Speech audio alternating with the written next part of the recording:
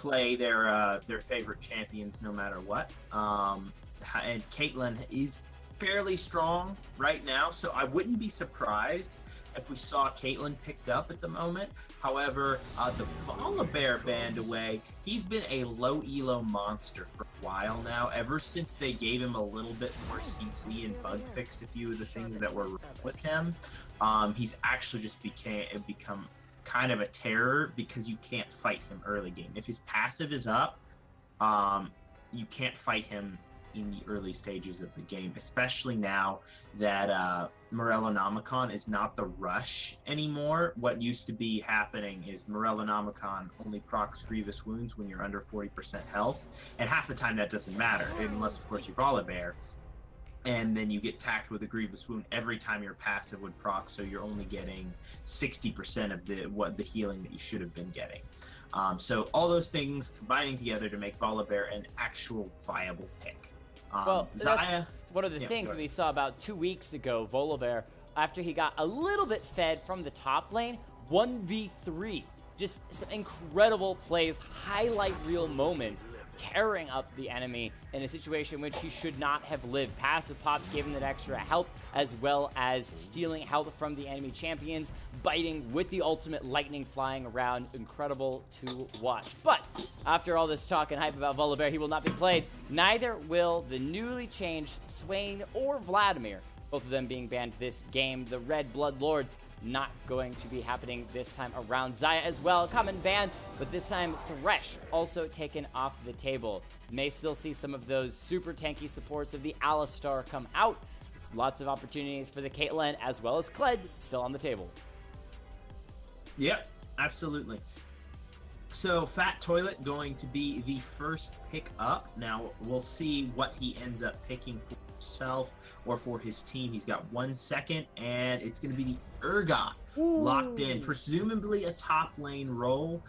We haven't seen Urgot played in this tournament yet, but he can be fairly lane dominant. We've seen him take over games before. Malphite the counter right back out. I don't know exactly who wins that matchup. Malphite, of course, wanting to stack armor, definitely in the mid-game stages. Urgot will have a difficulty dealing with that. However, I would give a tentative lead over to Urgot in the laning phase, range versus melee, of course, and is going to have Malphite would have a difficult time farming against him. Yeah, I feel like we're going to see a lot of what we saw in game 1, where one of the top laners is just going to be zoned off of that farm, and over time, the snowballing effect of that could take over the game. Indeed. Jax picked up for the jungle. Now, Jax is one of those champions who, honestly, I think is just completely unhealthy for the game. There's really not a lot of skill to play Jax. I mean, no offense to Jax mains, but seriously. I do have... Go ahead and finish your thought, and then I was going to share something. You jump to somebody, use your W as auto reset, pop whatever active you have. Your ult makes you tanky, and without damage items, you dish out more damage, and you hyperscale.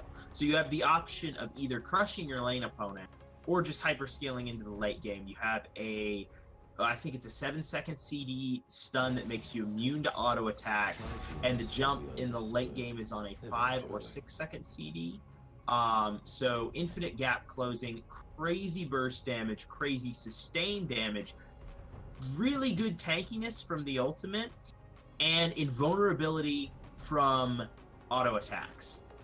And on top of all of that, like, Fiora is difficult to play, Jax is not. You jump on them and you press E. But I do have to throw in here that a huge advantage went over to MagicConchShell. They may be the sub team. They may be a bunch of randoms thrown together. They may not even be in Discord together, but they have the Urgot. How could I miss? Praise Urgot. He's in this game, gives a massive advantage. The only greater advantage you can have for your team is if you pick up the Teemo. I mean, seriously, you didn't ban the Urgot, you picked the Urgot. Huge advantages over to MagicConchShell just due to that. But Alistar and Gragas, super tanks coming out from MagicConchShell. We talked about the tankiness from Alistar, saw his decimation in the first game, roaming around the map, making plays left and right.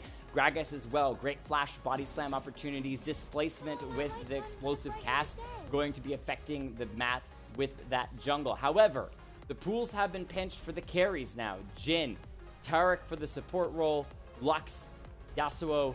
We still need to see decent damage come out from MagicConchShell, whereas over on Liquid Optimum, you've got a nice front line of the Malphite and kind of that tankiest split push Jax. Orianna, a nice pickup for the magic ability. Yeah, Stonewolf going to be... are we going to see the Kai'Sa picked up? That would be very, very interesting to see on this. Definitely a tank killer. Good into... has the potential to outplay Jax. Deals a hefty amount of magic damage. So good into the Malphite. Not bad. Considering the buffs that she just received, she's pretty disgusting, I think, right now, just from a stat perspective. The main thing holding her back was her range. She was unable to really compete in the lane phase. I am questioning this double heal between Alistar and Kai'Sa. We'll see if that gets rectified by the time the game loads in. Also, don't forget that the players are playing the LCS where they are playing in their position in the game, so you're going to have some things traded around. It's obviously not Alistar mid lane. Unless it is! Did Nong Nong sneak into this game and we were unaware the off-meta Alistar mid lane?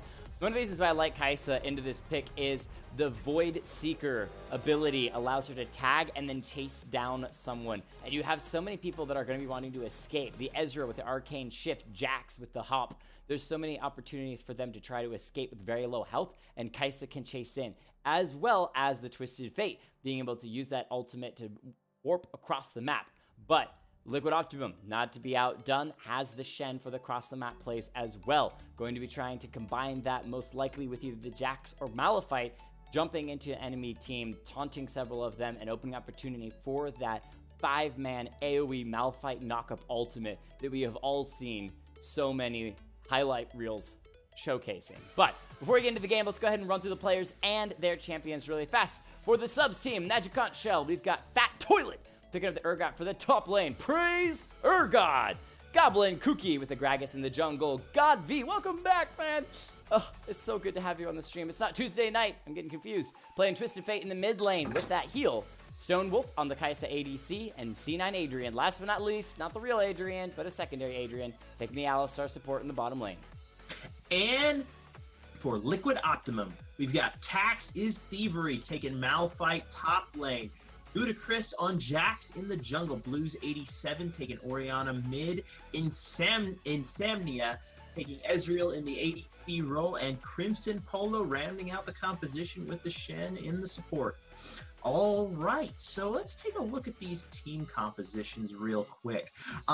You mentioned or briefly touched on the roaming potential of the Twisted Fate past level 6. Definitely has the potential to swing this bot lane. The thing is that Kai'Sa's ability, her ultimate, procs off of the fact that another, within a certain range, if anyone else CCs someone, she can teleport to them. So the follow-up potential from Kai'Sa and Alistar on a Twisted Fate roam is pretty crazy. Twisted Fate warps in, throws gold card.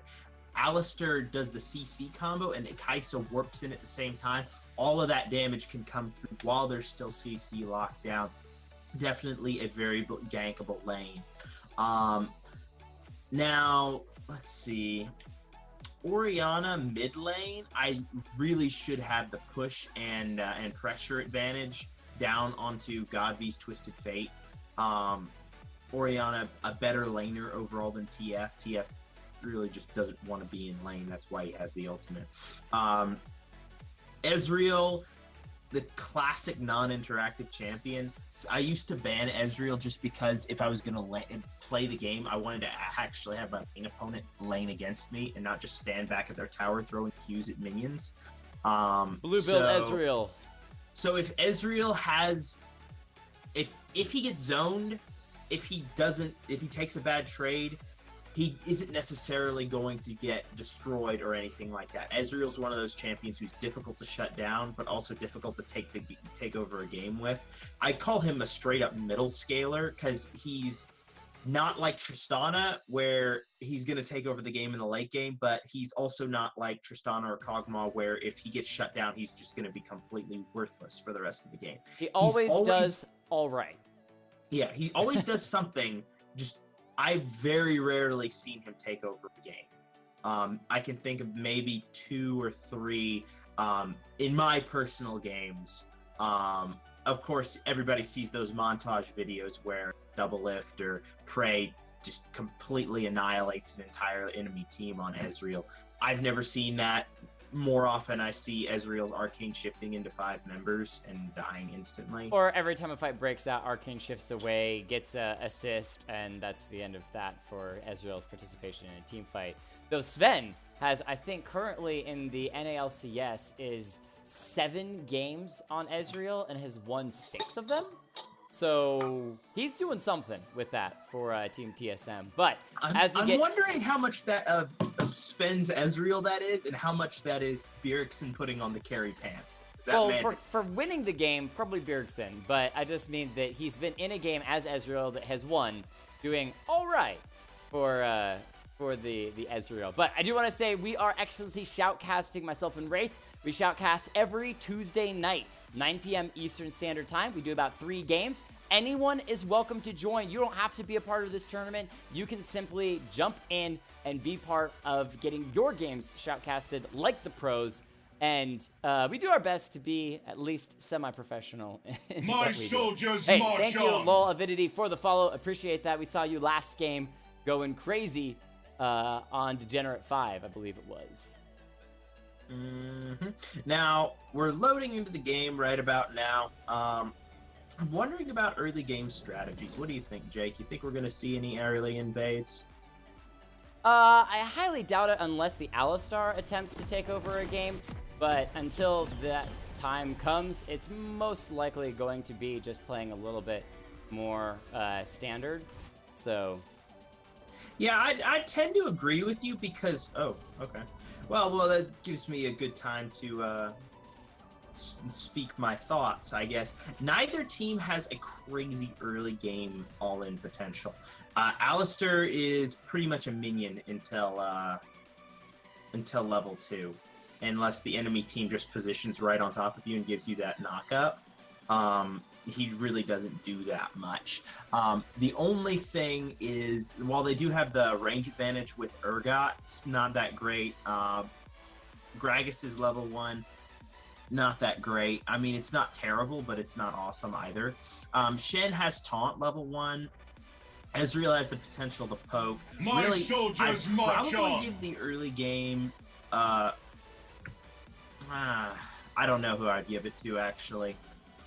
Both of them kind of suck. Now, of course, Kai'Sa's early game with her passive and the isolation damage from her Q probably gives her the greatest damage advantage, but CC advantage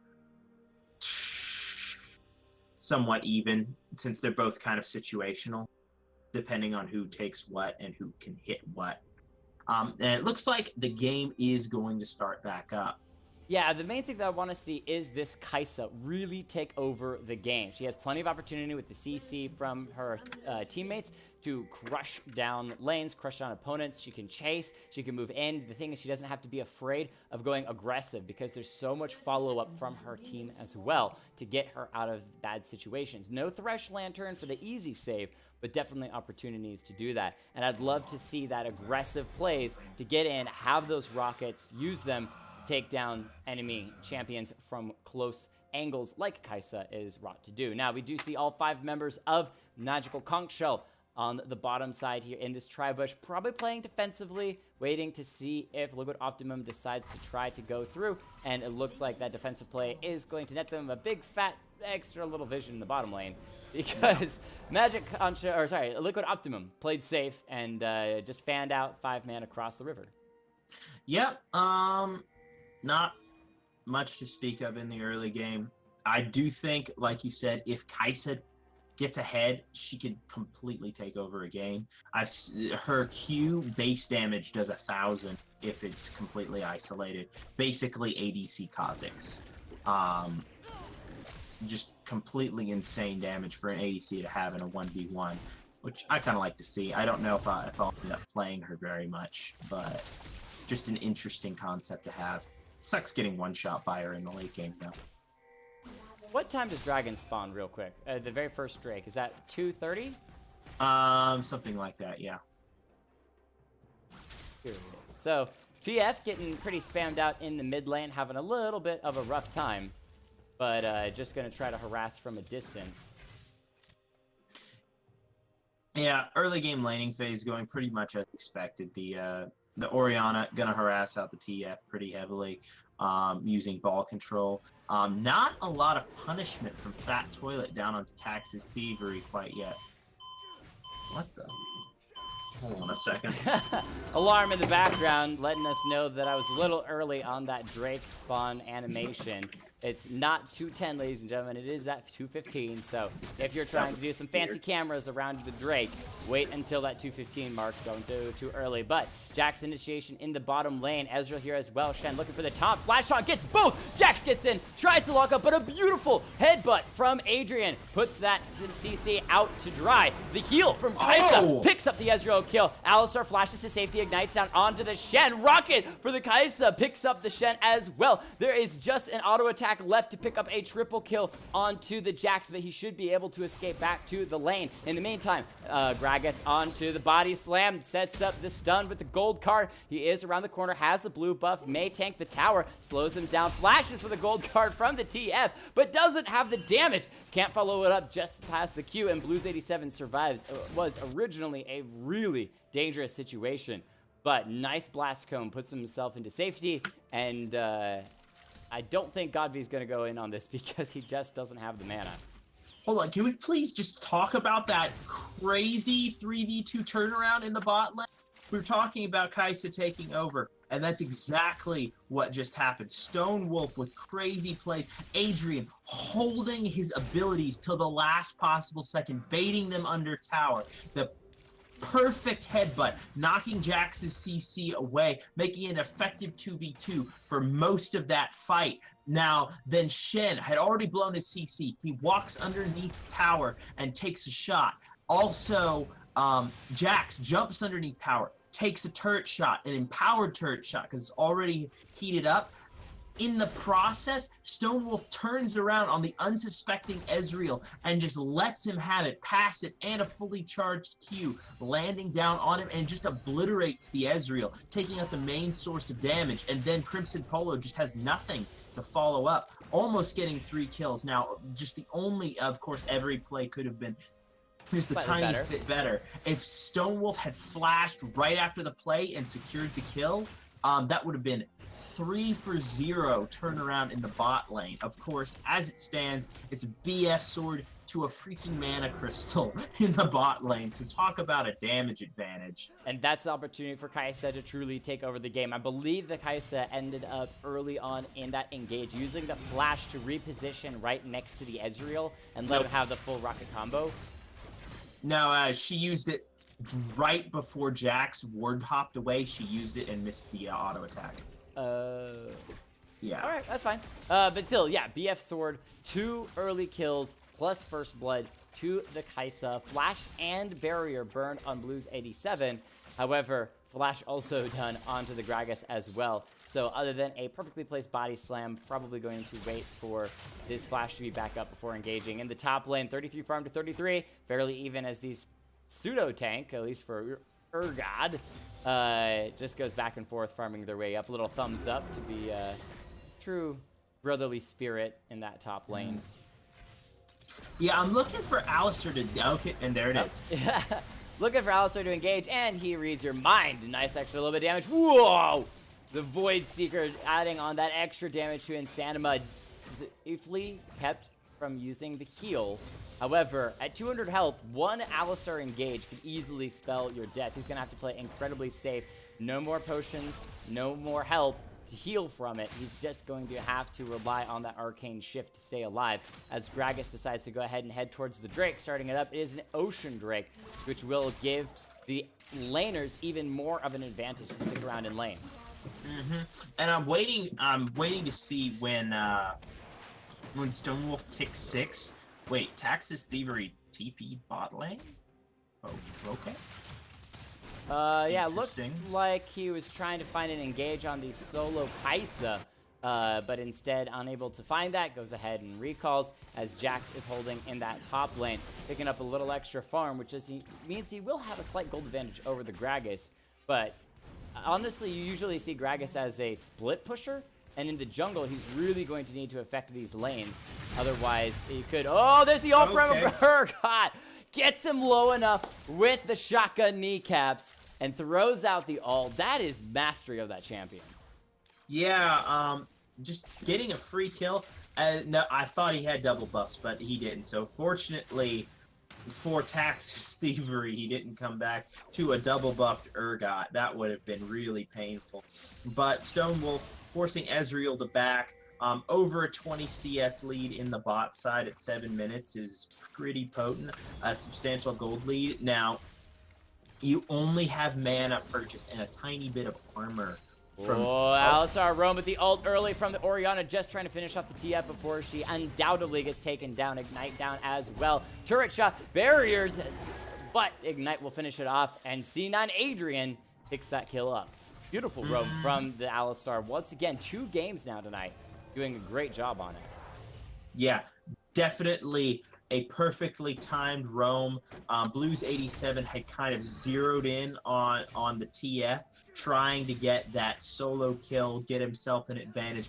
Did not see the Alistar coming up. No wards down. Came in from the backside, got the knock up into tower range, and just really turned that fight around and possibly lane. Phage picked up for the Urgot in the top lane, just trying to start the Trinity Force more than likely, get that extra minion farm, but still even between the two. The first teleport play from the Malphite, not finding any luck. However, there will be more opportunities for that later. In the mid lane, despite Orianna going down though, still about 40 farm over the TF. If she can keep that up, if she can keep that going, it will be good to get that item advantage over the TF. However, the Golden Lockets? Commencing stopwatches. Stopwatches are coming up in just a minute for both these mid laners, so they can make some plays using those. I'm looking. There's a 6 advantage. Yeah, there it is. Alistar dives in. Doesn't get the headbutt. Kaisa goes in deep, however. Gets the heal and the flash from Insanima. Shen also being forced to back off. Fat Toilet maybe going down in the top lane. Doesn't have anything against 2. The CC chain from the Malphite ult into the stun lockup from the Jax. Cleans that one up. But in the bottom lane, that may be tower. Yeah, I think this is going to be first turret going over to Stonewolf and C9 Adrian. So if that is the case, hold on, we might have a TP play from TF, and no, just going to call it off using the ultimate zone, the bot lane off the tower. Stonewolf going to get as much out of this play as he can right now. You're letting the tower kill all of the minions, denying as much XP from Insanima as he can. Adrian zoning forward, and it's just going to be a last auto solo gold given over to Stonewolf. Yeah, this that is Kaisa is in a commanding place right now. An entire extra wave gone that Ezreal couldn't even touch. The value of that play, despite not getting any kills, was massive, forcing out both summoners from the Ezreal, and in addition to that, keeping that farm down. She's nearly 50 farm over this Ezreal, and now with that turret down, has the opportunity to roam around the map. Make use of the Gragas CC, make use of the Urgot lockup. Those types of things she is going to have fun with. And this game looks to be in MagicConchShell's hands so far. Yeah, so right now you've got 90 AD to 0 out of Ezreal. Ezreal has bought, what? Is it 15 armor and mana. That's all he's got in his inventory. Oh, the knock up onto the Jax, however, immediately flashes, but Kaisa follows through with the twin the Void Seeker. The Shen ultimate comes by, nice little taunt up, gets the Ezreal Arcane ultimate to finish her off, chasing down the Ezreal. Can she get into range? Needs to land a couple more auto attacks. Rockets come out, cleans up that one. A double kill over to her in the mid lane. The Gragas ult saves Orianna with a beautiful barrier play. Blues 87 still alive, but low health, low mana, needs to play safe. But Kai'Sa's back to farming in the bottom lane. Yeah, gotta hate to see that one. Just a little, it was almost aimed perfectly, but just a little bit too far to the side and knocks Orianna away instead of into her death. Adrian coming in though. Oh, nice gold card, locks the Orianna up, and the CC chains from MagicConchShell just continue to wreck and grant them more kills. Yeah, Adrian playing his champion very well. Stone Wolf taking advantage of his massive AD lead in the bot lane. It's just a Sheen. Oh, nearly killed Insana off of one auto attack and rocket barrage. That is incredible. Going to pick up the bottom lane second tier turret as well. Yeah, Just destroy. If she lands her entire passive combo there is just, the amount of damage she does at this stage of the game is just disgusting. Especially when she goes back and she gets her CD off. Like, she only gets stronger from this point out, especially in a 1v1, 2v2 scenario. Her weakness is, of course, team fighting. She's not the best team fighter.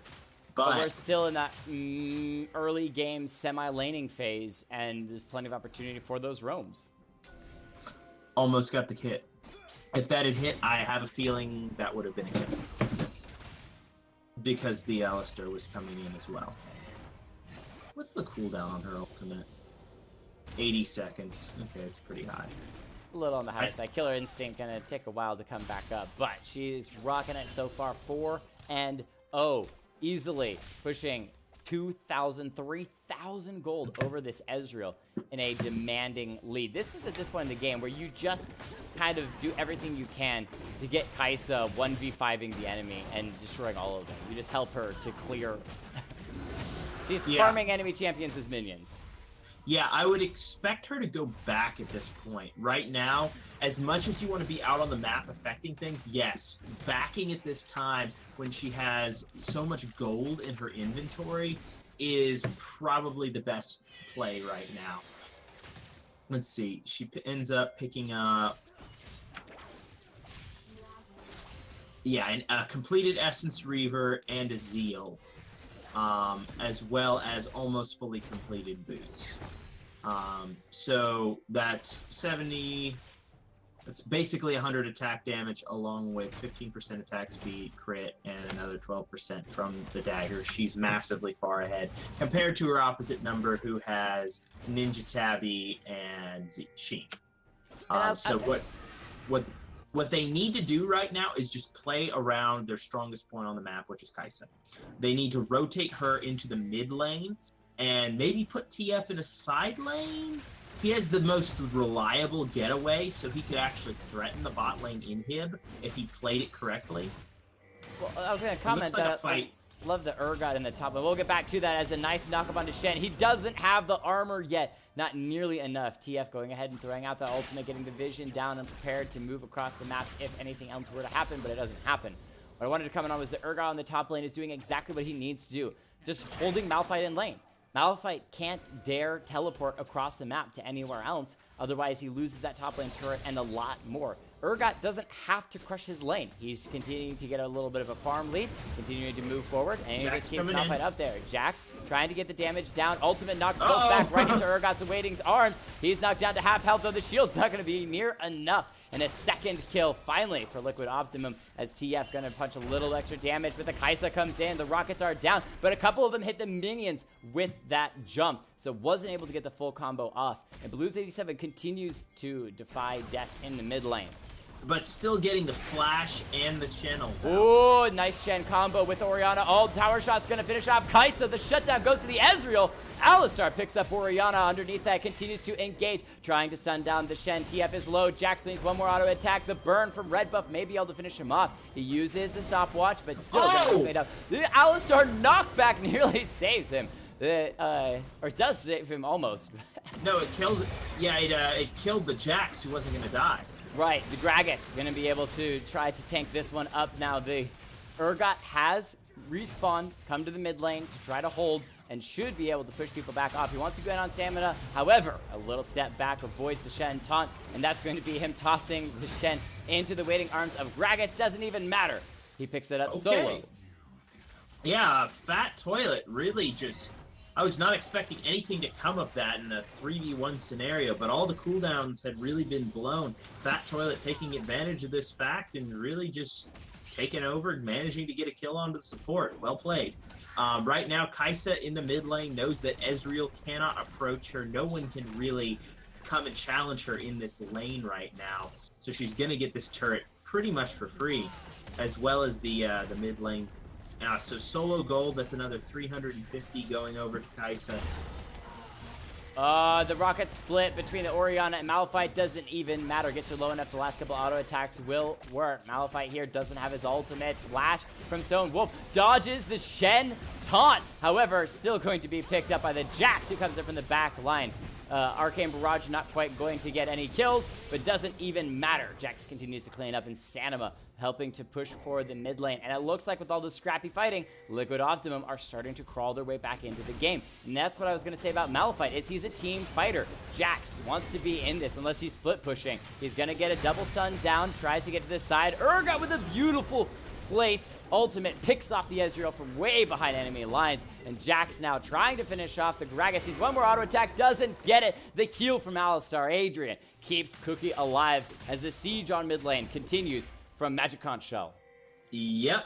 Gotta give so much credit over to Adrian. Playing his champion, he's playing that line right where the support's supposed to be. So often you see most auto-filled supports focus entirely on engage. They're just like, I want to kill the enemy champion. You got an auto top laner, and all they're thinking about is diving onto the enemy carry, and they don't know how to peel. And then you also have some supports who will focus entirely on peel and not make use of their offensive CC. Adrian right now is playing that perfect balance between the two, and he's going full engage when he needs to, but also peeling back and keeping his own champions alive. He's making picks, but also saving lives, playing right on the edge of what he needs to be doing. Excellent from him. And it's a nice balance of damage and tankiness. The Urgot, not full tank, but gonna be slow to kill. Black Cleaver finish in the top lane. Malphite, nice little knock up there. Flashes as he's starting to pick up some of that armor. Sunfire Cape, Kai'Sa doesn't care. He ults him back underneath the turret. Kai'Sa's very low, tries to get out. Is gonna be able to stay alive for the moment. Shen uses the ultimate to get to the top lane, trying to help. Ezreal, can the Arcane Barrage finish anyone off? Not going to land. The nice pickup from Kai'Sa, but traded instead. Shen picking up the kill. Godv here looking for the gold card. Going to be taken down. Not yet. Jax trying to jump in. Shen very low. Ignite ticking away. Backs out from the fight. The red card almost takes him out. And a nice Q. Godv flashes the wall. Jax still here. CC's the Alistar. Gold card's going to stop him from as well. Ezreal very low health. Red buff now onto Godv. A couple more auto attacks might finish off. The beautiful Q gets it down. Those card throws on point. However, the turret's now on the top lane. Gragas pushes the Jax forward enough that they're able to pick up the kill. Jax jumped into it. Yeah, well, that's what I mean, is that Gragas coming from the back line makes Jax decide to move forward, and in doing so, gets his doom, giving a nice kill back over to TF. And the bottom lane, the Urgot Israel misses the ultimate. I don't think it's going to matter. Just throws out a couple more shotgun kneecaps. But no, underneath the turret, he doesn't matter. Gets the kill, trades it. Malphite getting credit for that one, showing up the last minute just to KS it away. 19 kills, 2-9. Subs or not, doesn't matter. That's huge for the MagicConchShells. Yeah, MagicConchShell really showing up in this game. Despite not having an organized team, they're really just taking over the game. Stonewolf and Adrian in the bot lane leading the charge, but all over the map. Godv's playing very well in the mid lane. Gragas has been in a lot, despite mispositioning a couple of different barrels, has managed to be in the right place at the right time.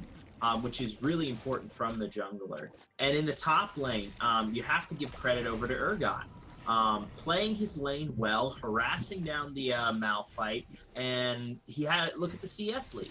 I mean, you'd expect that from range versus melee matchup, but all the same, that's important. You have greater amounts of AD, and he's semi-tanky, I suppose. Lots of health, at least. But you're going to try and duel down Tax's Thievery and, well, not getting much done because it's a freaking Malphite stacking pure armor. He pushes him off the tower and saves bot lane turret. Yeah. Jack's clearing up some red wards in the river. But I was going to comment on the Urgot, and that he's playing that fine line between front line. Well, it doesn't matter at the moment because Kai'Sa with the Alistar goes in. Blast Cone saves it for a moment. Kai'Sa leaps over the wall. Jack's low health avoids the damage with the dodge. However, Kai'Sa trying to get in and finish it off. Malphite locked up. Urgot's going to take credit for that one as the rest of the team now pushes down onto Liquid Optimum's bottom side. They don't even need the turret because the minions aren't there. Gonna back off and just potentially get this Wind Drake or rotate towards the mid lane. But just good catching out.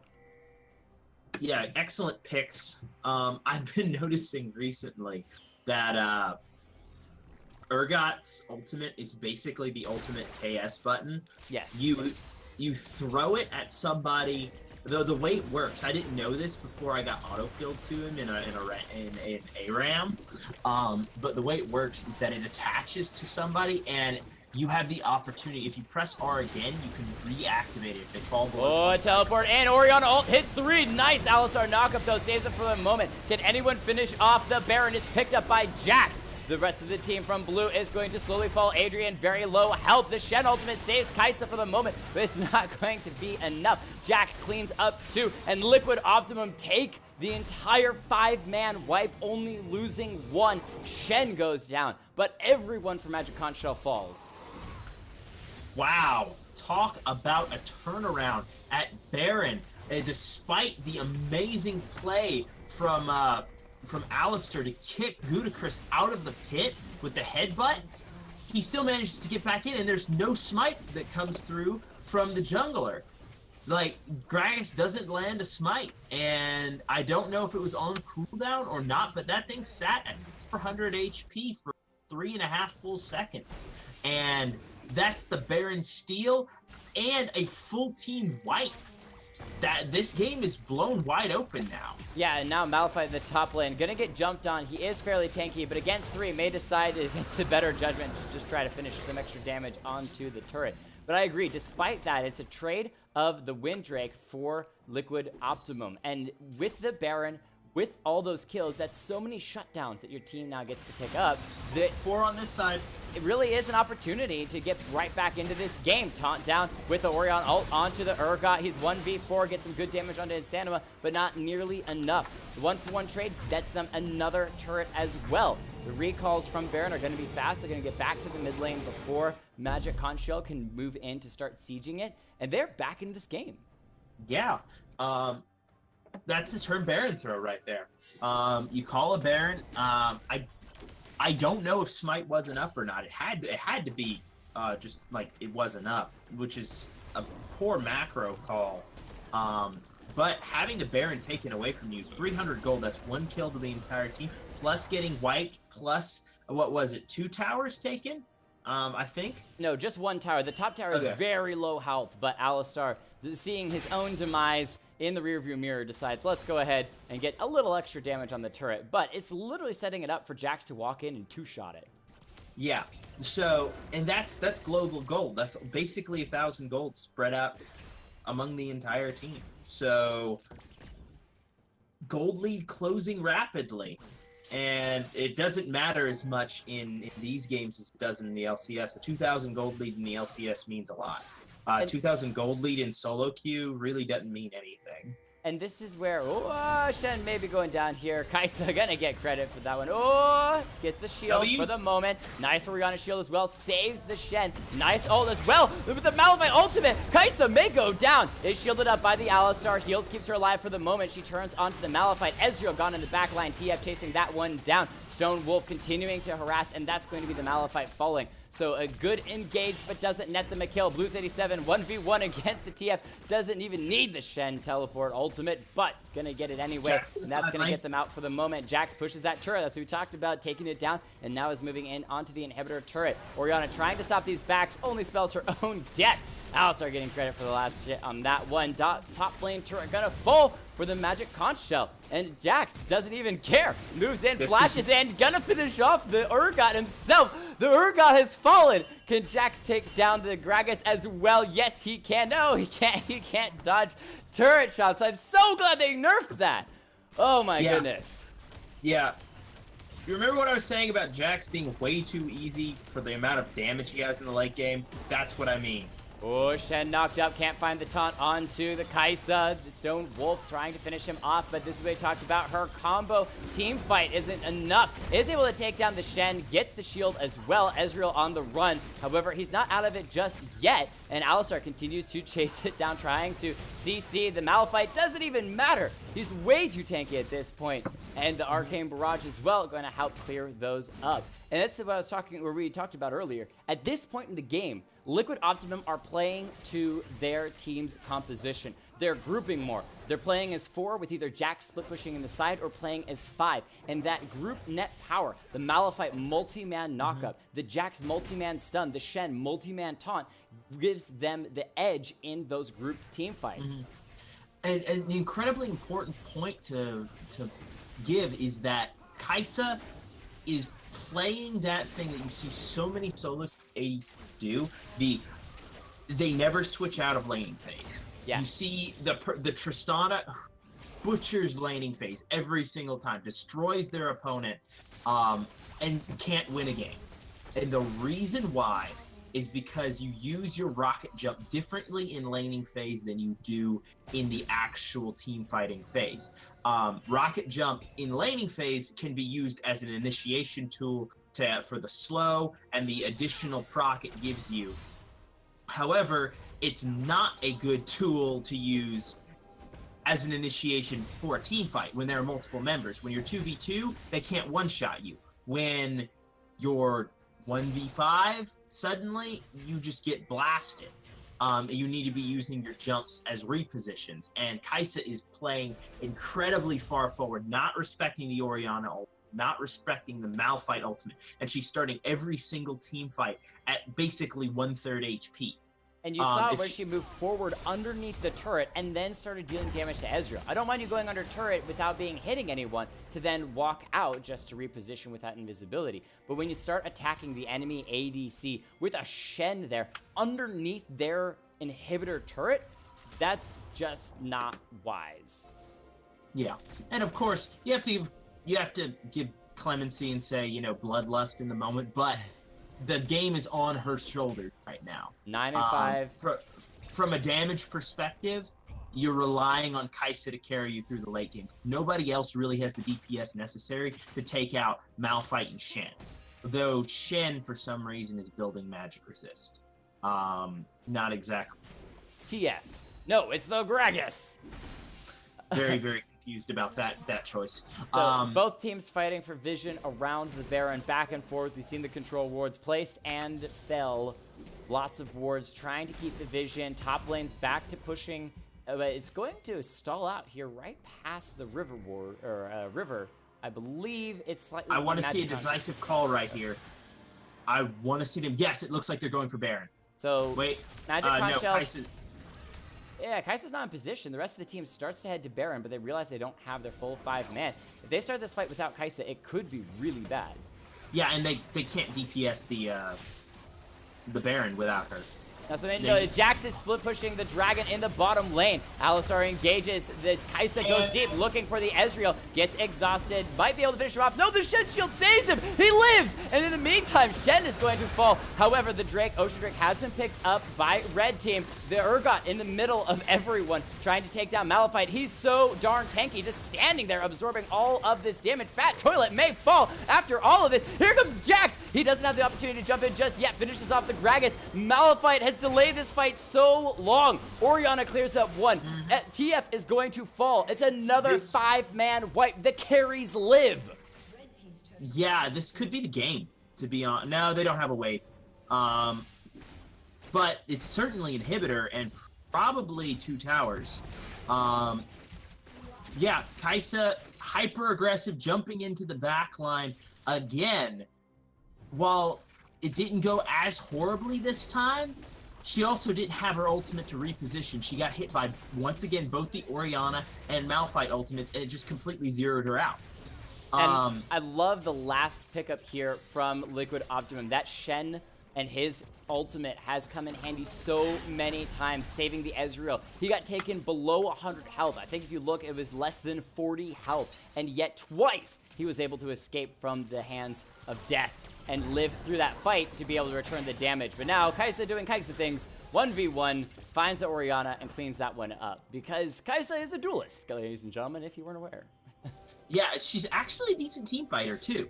But you have, as with any short range, hold on, it looks like you might have a catch on to Jax. But it's Jax, ladies and gentlemen.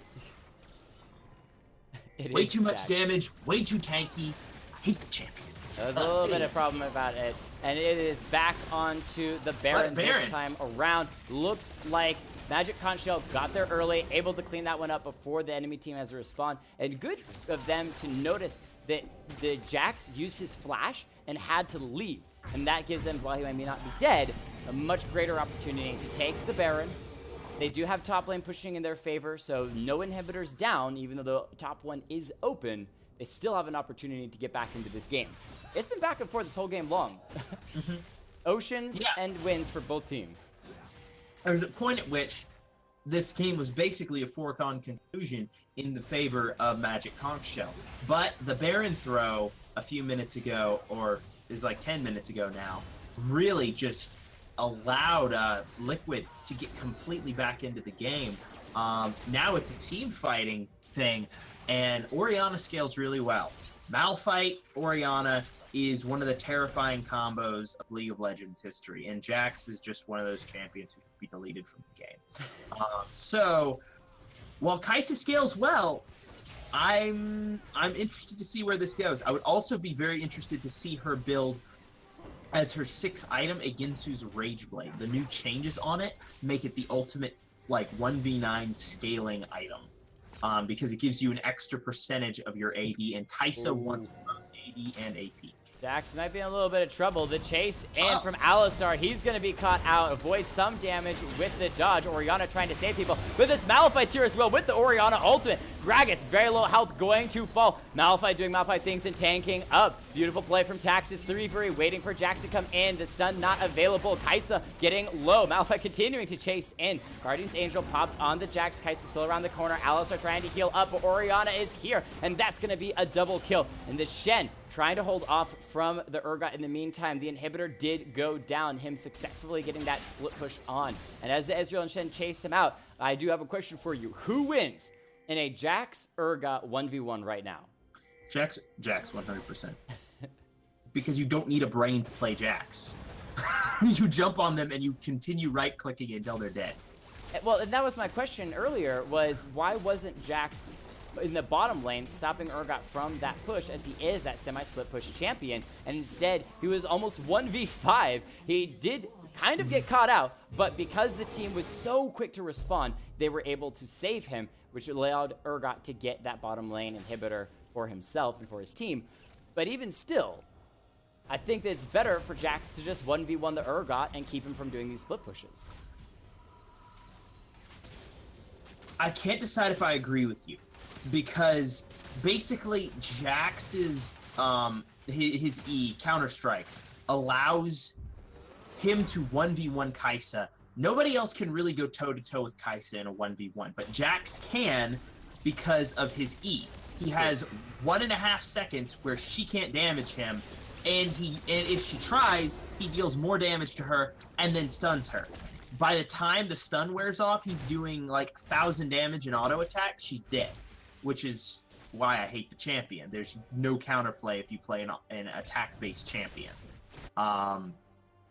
So Stone Wolf is countered out a lot by everybody on the enemy team. Malphite's passive gives him additional damage for the amount of for the amount of armor he has. He has a lot of freaking armor. Thornmail. Yeah. And there's not a lot of additional DPS coming through from TF, just because TF isn't one of those champions who really does a ton of damage unless he's super far ahead. He's more of that poke siege. He just slowly harasses your health down, but in a team fight, he's not the spell slinger like Ryze is. Now, both teams positioning around this Elder Drake. It will give both teams even amounts if either one were to pick it up, as they have the same Drakes and the same amount of Drakes. However, you could be looking at, once again, a team fight. Malphite tanking up a little bit. The MagicConchShell not quite comfortable going full in on the Drake, and instead looking to try to catch someone from Liquid Optimum out. Not going to find it, though, and so they back off. Yeah, they have to. Waves crashing into the tower. However, they should have sent just 1 or 2 back. However, a massively stacked wave is coming in, and it looks like a re-engage. Oh, that's going to be huge. Kaisa goes to the back line. Can she find a kill? Malphite immediately goes in to try to stop her, and that's going to be the Kaisa falling. The damage has been dealt. The rest of the team now slowly clearing up. The flash from TF keeps him alive for the moment, but the Orianna falls. Could this be game, as Red Team's members are dropping left and right? Liquid Optimum has just the tanky Malphite left. 1v4. He's going to fall, and that's going to be MagicConchShell. Be able to pick up the Drake. Doesn't matter. They're just going to teleport in. It could be the end of the game, as the Ezreal is the only one left alive, and Sanema may be falling as he tries to get underneath his mid-tier turret, trying to hold and keep himself safe, really, as the rest of the team are pushing triple super minions onto the Nexus. The first Nexus turret has fallen. The second one close to follow. 25 seconds before the next person comes up. Orianna has left the game, but that may not matter anyway, as TF is going to fall. Pentakill for the Urgot. Didn't even catch that. The Urgot is real, ladies and gentlemen, and MagicConchShell finishes it off with a pentakill. Urgot, fat toilet coming in huge. Okay, I didn't know that he was going for a pentakill. All right, I give him some clemency. Usually, that explains the dive. Yeah, it tilts me so hard when people are like, I need to get a kill when there's a limited game time. I've seen so many games thrown that way. Anyway, excellent play, though. That crazy turnaround from Urgot in that team fight right there. As soon as Kaisa died, I was just like, I was almost sure the game was over there. Put your head in your hands and you're like, that's it, fight's over. Yeah. However, Urgot coming in huge with that DPS, managing to line up his shotgun knee over the whole team. Godv with the flash away, getting his cards down on multiple members. The perfect fight, despite their ADC, despite their main damage source going down. They managed to make it work. MagicConchShell coming through in the clutch, and Fat Toilet, by the way, I love the name. Fat Toilet coming through clutch when he needed to. Pentakill on the Urgot. Love to see it. Anyway, so let's look at some stats real quick. See who did what in the damage department. And yeah, Kaisa doing 41,000 damage. Next follow-up is the Orianna with 36. The closest on his team is Urgot with 26. So over doubling the enemy's damage. Just a few questionable positioning errors, stretch the game out to an extent where it probably should have ended a good bit earlier. Anyway, let's see what else. Let's see, shout outs. I want to give Blues87, Taxis Thievery, and Gudacris crazy shout outs. Blues87, despite not having the best scoreline in the world, was clutch in just about every mid to late game team fight because he managed to land his ultimate and his combo down onto their Fed 80 carry every single time. And that's the reason that despite being like 10k gold down at one point, and the fact that the Kaisa had what, 2 or 3 completed items to Ezreal's 1 at one point in the game, they still managed to win team fights. Excellent accuracy. Taxis Thievery, same story, landing the ultimate and the full combo down onto the Kaisa and hitting multiple members with that. And Gudacris really the same story. Excellent focus in the team fight. Now, of course, shout out to Fat Toilet. We've already just gone off. Pentakill! Pentakill! Ergon Pentakill! Okay, we're done. Now, I do have to give Godv props for his early game roaming with his ultimate. So Stonewolf, major props for early game laning phase oriented. Also, dominance. Once again, you cannot explain how critical C9 AD was in that whole game. We talked about it in the middle and in the late game and in the early game, how he did the early game engages, getting his ADC an advantage, and in the mid game fights, he would peel people off, and then going for engages again in the late game and managing to get multi-man knockups. Excellent play from him. Incredibly valuable player for his team. All right, so I think that rounds us out for the night. Anything else you wanted to say before we close it out, Jake? No, I think that was a fantastic game. We love seeing closer games. Sometimes they're dominant, sometimes they're not. But ladies and gentlemen, do not forget, not only can you come back next Saturday and continue to watch these games as these teams battle their way in over 5 weeks for the top spots in this best of 5 or round robin, but you can also come hang out with both of us, XLNC Shoutcasting, Tuesday nights, 9 p.m. Eastern Standard Time, right here, and be able to play in any game. It's random people get into a custom 5v5. We try to even out the skill set between the two, and we just have a blast. All games end up on YouTube, so if you want a highlight reel, anything, you've got these excellent shoutcasters of the both of us to rock it out as well. We've seen people make highlight reels just through the shoutcasting, as well as it's your chance to be a rock star for one night only every week, Tuesday night, 9 p.m. Eastern Standard Time. Hope you guys come check us out, but I think that will be all for us tonight. Come back next week. We've got 3 more games, and we'll keep this round robin rolling. Indeed. Thank you guys for coming out. Week, guys. We'll see you next week. Continue to be awesome.